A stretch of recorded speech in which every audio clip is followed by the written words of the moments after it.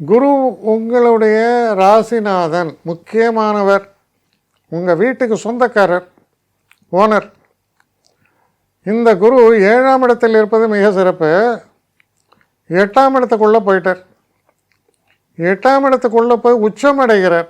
அப்போது கொஞ்சம் டிஃப்ரெண்ட்டாக இதோடைய தன்மை வெளிப்படும். எப்படி வெளிப்படும்னா, பார்வைக்கு பலம். பார்வை என்ன பண்ணுறது? 12ஆம் இடத்தை பார்த்தது, 2ஆம் இடத்தை பார்த்தது, 4ஆம் இடத்தை பார்த்தது. அப்போ முக்கியமான விஷயம் என்ன? நமக்கு ட்ராவல்ஸ் எல்லாம் நிறையா வரும். வெளிநாட்டில் போய் செட்டில் ஆகணும்னு நினச்சா இந்த நேரத்தில் அந்த ஊர்லேருந்து நம்ம கிளம்புறதுக்கான வாய்ப்புகளை ஏற்படுத்தி தரும். இந்த 2ஆம் இடம் கன்சிஸ்டன்ட் இன்கம் வரும்.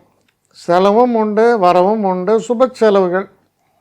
அப்போ அந்த சுப செலவுகள்னால் சுப கடன்கள் எனக்கு கிடைக்குமா? கிடைக்கும். என் பொண்ணு கல்யாணம் பண்ணுறேன், என் பையனை படிக்க வைக்கிறேன், அதுக்கான கடன் வசதி எனக்கு கொஞ்சம் தேவை இருக்குது, கிடைக்கும். நல்ல பேங்க்கில் ஹெல்த்தி லோன் நான் சொல்கிறேன். 12ஆம் இடத்தை குரு பார்க்கும்போது மனதில் தெய்வ பக்தி இருக்கும். ஒரு சாத்வீக பண்பு அதிகமாகும். அதே போல் இடம் விட்டு இடம் மாற்றங்களுக்கான ஒரு வாய்ப்பும் ஏற்படுகிறது.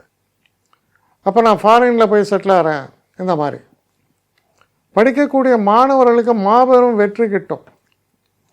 அவங்க சொல்லலாம், நான் இது கேம்பிரிட்ஜ் போய் படிக்க போகிறேன், அங்கே படிக்க போகிறேன், பெஸ்ட்டு காலேஜஸ். எஸ், அதுக்கான வசதி இருக்கும்போது நிச்சயமாக அது நடக்கும். அது வசதி குறைந்தால் கூட அந்த வசதிக்கான ஒரு கடன் வசதி எல்லாம் கிடைக்கும்.